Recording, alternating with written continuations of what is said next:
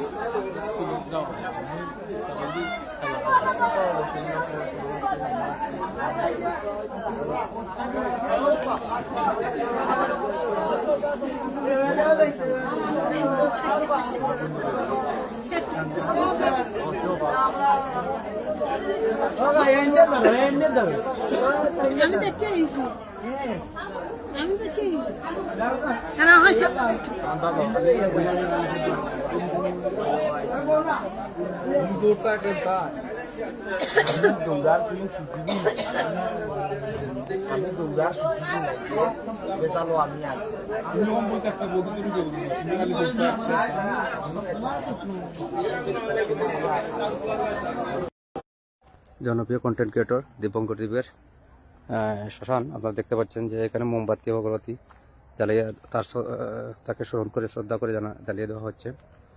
তো আজকে তার বাড়িতে বৈষ্ণব সভা ছিল এবং বৈষ্ণব সভা পরবর্তী অনুষ্ঠান। আপনারা সবাই তার জন্য আশীর্বাদ করবেন, সে যাতে ওপারে সুখে থাকে। আজকে আসছিলাম, আমরা বলছিলাম যে তার প্রতিটি অনুষ্ঠান আমরা দেখাবো। আজকে আসছিলাম, আপনারা দেখতে পাচ্ছেন জনপ্রিয় কন্টেন্ট ক্রিয়েটর দীপঙ্কর দ্বীপের শ্মশান।